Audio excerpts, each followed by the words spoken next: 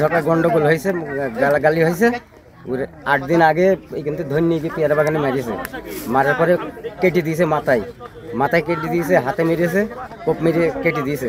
দেওয়ার পরে আমি কিছু বলিনি যে গরিব মানুষ, ঝামেলার দরকার নেই, ও সব গালাগালি দেওয়ার দরকার কি। তখন ও আবার বলেছে তোরা আমলিক করিস আর আমি বিএমপি করি, আমার দাদা তো কথাটা ভালোভাবে বলবি, নয়তো গিট গাট চটি দেবো। তারপরে ধরেন মাথায় 2টো কোপ মেরেছে, মেরে এখানে মেরে এই 7 দিন পরে আজকে এই ঘটনা। 1 সপ্তাহ আগে মারামারি হয়েছে, হয়ে মনে করেন আমার ছোটো ভাইয়ের মাথায় 3-4টে কোপ মেরেছে, মেরে সিলাইটা কালকে সকালে কেটে এসছে। এইটা আমার বাপ গাছ কাটে, এটা বাপের সাথে সাহায্য করার জন্য, গাছ মাছ খুলে দেওয়ার জন্য কালকে মাঠে এসছে।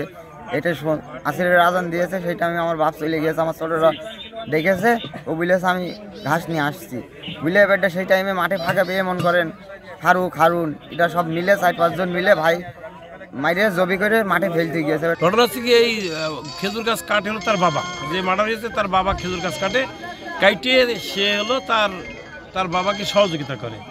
সেই হিসাবে সে বাবা বাসায় চলে গেছে, বাড়ি চলে গেছে। পরবর্তীতে ওই ছেলে ছিল, থাকার পরে সে আর বাড়ি যায়নি।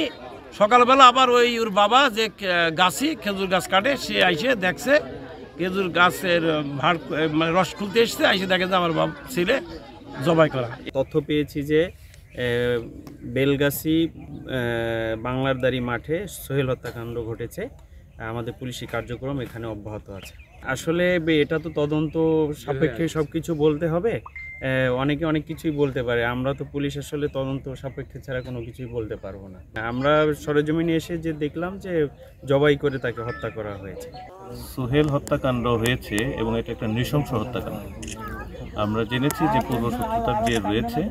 তো এখানে গতকাল সে বের হয়েছিল এই খেজুর গাছের যে কাজ সে করে গাছে হিসেবে।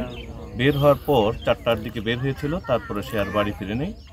পরবর্তীতে আজকে ভোর রাতের দিকে হইতে পারে, হয়তো রাত থেকে সকালের মধ্যে হইতে পারে, এমন সময়ে সকালে যখন এই খেজুর গাছে তার বাবা আসে, তখন একটা গলা কাটা একটা লাশ পাওয়া যায়। তো এটা সুরতহাল করা হয়েছে এই লাশের। এই সুরতহাল পরবর্তীতে এটা মর্গে পাঠানো হবে পোস্টমর্টমের জন্য। এবং যারাই এর সাথে যুক্ত থাকুক না কেন, অপরাধী, আমরা তাদেরকে গ্রেপ্তার করব এবং ন্যায় বিচার নিশ্চিত করব।